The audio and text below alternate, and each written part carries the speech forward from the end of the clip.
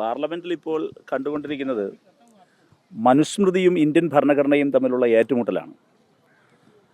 മനുസ്മൃതിയോടുള്ള അഗാധമായ പ്രണയം കാരണമാണ് അമിത്ഷാ അംബേദ്കറെ അപമാനിച്ചത്. അമിത്ഷായുടെ ഭരണഘടന, അദ്ദേഹം ഇന്ത്യൻ ഭരണഘടനയല്ല അദ്ദേഹം പ്രശംസിക്കുന്നത്, അദ്ദേഹം കൂടെ നിൽക്കുന്നത് മനുസ്മൃതിയാണ്.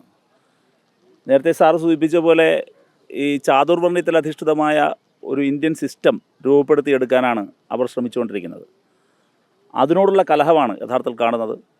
യഥാർത്ഥത്തിൽ മനുസ്മൃതിയല്ല, ഇന്ത്യൻ ഭരണഘടനയാണ് നമ്മുടെ രാജ്യത്തിൻ്റെ ശക്തി.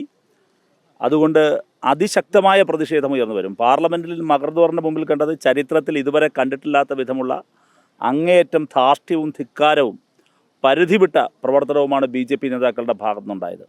BJP എന്തിൻ്റെ പേരിലാണ് ഇന്ന് മകർദ്ദോറിന് മുമ്പിൽ പ്രൊട്ടസ്റ്റ് ചെയ്തത്? സംഘർഷം ക്ഷണിച്ചു വരുത്താനാണ്. യഥാർത്ഥത്തിൽ പ്രതിപക്ഷ അംഗങ്ങളുടെ സമയോചിതവും വളരെ അവസരോചിതവുമായ ഇടപെടൽ കാരണമാണ് മറ്റ് പ്രയാസങ്ങളിലേക്ക് പോകാതിരുന്നത്. അപ്പോൾ ഏത് അളവ് വരെയും പോകും. അംബേദ്കറെ അപമാനിക്കും, പാർലമെൻറ്റിൻ്റെ മുമ്പിൽ പ്രതിപക്ഷങ്ങളെ വേണ്ടി വന്നാൽ കയ്യേറ്റം ചെയ്യും. ഇതെല്ലാം നമ്മുടെ രാജ്യത്തിൻ്റെ ജനാധിപത്യത്തെ കുഴിച്ചുമൂടുന്ന ലക്ഷണങ്ങളാണ്. അതുകൊണ്ട് മനുസ്മൃതിക്കെതിരായ പോരാട്ടം, ഭരണഘടനാ മൂല്യങ്ങൾ ഉയർത്തിപ്പിടിച്ചുള്ള പോരാട്ടം പാർലമെൻറ്റിനകത്തും പുറത്തും അതിശക്തമായി തുടരും.